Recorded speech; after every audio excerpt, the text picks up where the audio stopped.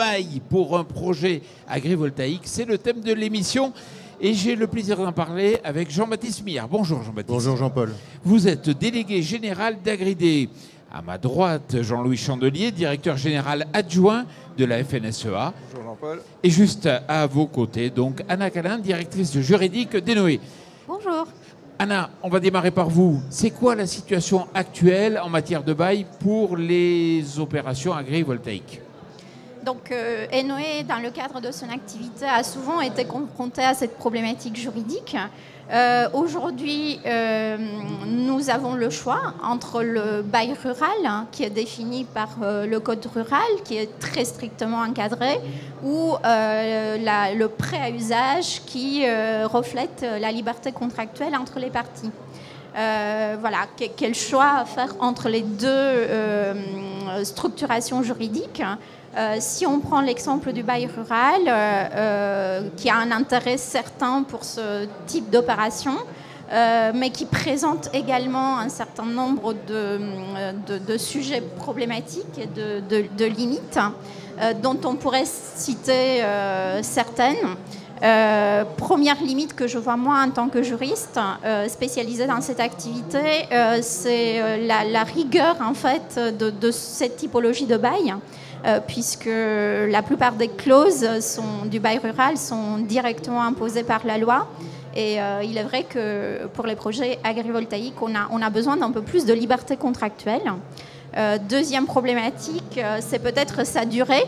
Un projet agrivoltaïque a une durée certaine, donc il faut arriver à faire en sorte que la durée du bail rural corresponde à la durée du projet.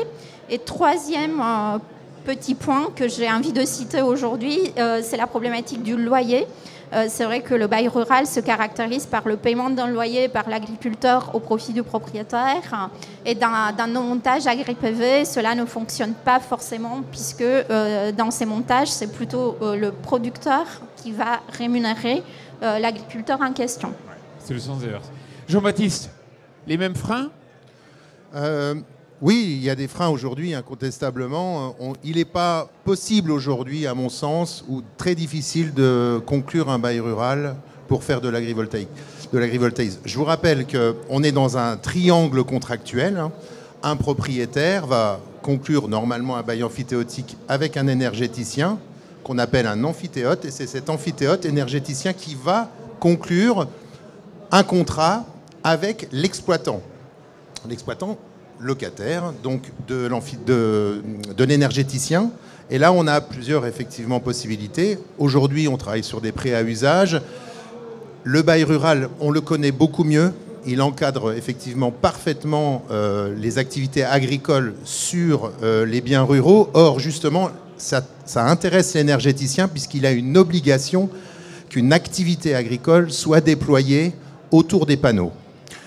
Donc, obligation d'activité agricole, obligation d'être agriculteur actif, et tout ça, quelque part, est contenu dans le bail rural. Donc, quand vous concluez un bail rural, quelque part, l'énergéticien aura toutes les garanties que l'exploitant assure bien donc l'entretien et l'activité agricole autour des panneaux. La question, c'est qu'aujourd'hui, il n'y a pas cette possibilité de faire un bail rural, j'allais dire, encadré avec des clauses agrivoltaïques. Pourquoi ? Tout simplement parce que on parle de l'autonomie culturelle de l'exploitant agricole. Or, si l'exploitant agricole peut faire ce qu'il veut en termes agricoles sur les terrains, ça peut poser de réels problèmes. Et j'identifie un problème sur lequel on pourrait revenir, c'est la possibilité de restreindre les activités agricoles du locataire. Parce que si vous mettez en place de l'agrivoltaïsme avec des ovins, c'est peut-être pas le même projet que lorsque vous êtes en grande culture ou lorsque vous êtes avec des bovins ou des poules pondeuses. Donc là, on voit bien qu'il y a un problème et, à mon avis, seule la loi peut le résoudre. Jean-Louis Chandelier, côté FNSEA, on en pense quoi ? On fait le même constat, c'est-à-dire que schématiquement, il y a trois problèmes. Le bail rural ne prévoit pas la coactivité, c'est-à-dire que la jouissance est exclusive par l'agriculteur qui est le fermier. Deuxième problème, c'est la liberté économique, ce qu'a dit Jean-Baptiste, du preneur. Il peut faire ce qu'il veut, sauf que s'il se décide, parce que ça ne va pas bien avec le bailleur amphithéâtre, de mettre des maïs de 3 mètres de haut, ça risque de faire un peu d'ombre. Ou bien s'il met des chèvres qui bouffent les fils, ça risque de faire un peu de dégâts aussi. Donc ça, c'est le deuxième problème. Troisième problème, c'est la notion d'agriculteur actif. On l'a dit, hein, dans le cadre des projets de décret, bon, c'est acté, la définition sera la même que celle de la PAC. Et donc, on ne peut pas aujourd'hui, dans un bail rural, imposer à un fermier d'être agriculteur actif. Ce n'est pas possible. Et puis, à l'extrême limite, le fermier se comporte mal, il compromet le projet pour des tas de raisons. Il accroche les panneaux tous les matins avec son pulvé. Là, on ne peut pas aujourd'hui résilier le bail. Donc, c'est ces 4 grandes problématiques que je synthétise, hein, qui sont aujourd'hui à solutionner dans le cadre d'un projet qu'on souhaite porter avec l'ensemble des parties prenantes. C'est pour ça que vous avez souhaité le faire évoluer ? Exactement. Alors, cette évolution, on a souhaité déjà s'écarter, et ça, je pense que c'est très important, du commodat ou du pré-usage. Parce qu'il y a des bons commodats, il y a de mauvais commodats. C'est-à-dire que dans le commodat, c'est la liberté contractuelle. Et la liberté contractuelle, pour nous, c'est très bien, mais il y a toujours un risque de déséquilibre entre le fermier et le propriétaire bailleur. Et de ce fait, on souhaite encadrer cette liberté. Et ce qu'on a souhaité faire, c'est justement aller rechercher, ouvrir des pans de liberté contractuelle, mais limitée, dans le cadre du statut du fermage. D'accord, ok. Qu'est-ce que vous en pensez justement de l'évolution ? Anna. Je laisse Anna répondre. En tant que producteur, effectivement, c'est une évolution qui nous intéresse très fortement, puisque vous avez raison, ça va combiner la liberté contractuelle avec certaines limites et le statut actuel du bail rural qui est connu par les agriculteurs. Donc, les agriculteurs auront des repères qui leur permettront de se sentir sécurisés par cette typologie de bail, mais en même temps, comme vous le disiez, le producteur aussi a besoin de sa sécurité et donc effectivement cette évolution nous intéresse très fortement. Ouais. Oui, moi, je rejoins ce constat. Nous avons une ancienne loi d'orientation agricole à créer le bail rural à clause environnementale. Il me semble qu'aujourd'hui, l'heure est venue de faire un bail rural à clause agrivoltaïque. Quasiment logé au même endroit. Il y a effectivement 2 à 3 articles, me semble-t-il, à bouger pour que tout soit compatible, raccord. Mais c'est nécessaire pour sécuriser des projets qui sont quand même à forte intensité capitalistique. On ne peut pas se permettre d'avoir des problématiques liées à des baux. Donc voilà, on avance. À mon avis, il faut un projet de loi rapidement parce qu'on parle quand même maintenant de l'agrivoltaïsme depuis plusieurs années.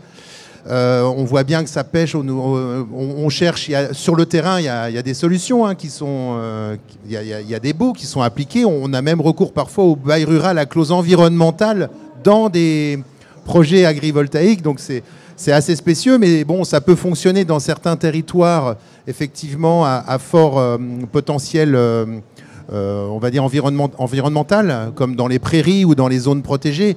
Bon, dans les autres zones, c'est plus compliqué. Donc, il faut absolument passer par ce type de bail avec des clauses précises qui reviennent aussi sur la liberté, malheureusement, la liberté, on va dire, culturelle du preneur pour que ça soit bien cadré.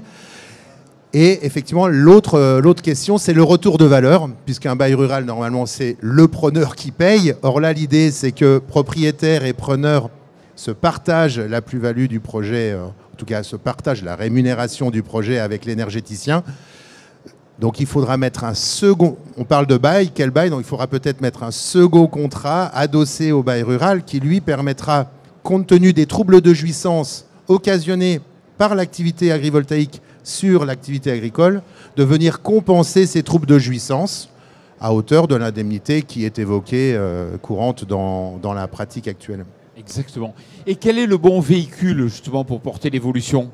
Très grande question, parce que là, on voit que la loi d'orientation, elle avance, mais elle avance peut-être pas si vite qu'on l'aurait souhaité. En tout cas, on se souvient des annonces du président de la République en 2022, au mois de septembre, et depuis, ça n'a pas quand même avancé beaucoup. Les projets se succèdent, se rétrécissent ou s'élargissent, et le choix qu'on a fait, c'est de porter cette question dans le cadre d'une proposition de loi. Pourquoi une proposition de loi? Tout simplement pour ne pas être à la traîne, j'irais, dans le cadre du projet d'orientation qui n'avance pas suffisamment vite, d'une part, et d'autre part, pour éviter qu'on élargisse trop les sujets dans le cadre du débat parlementaire.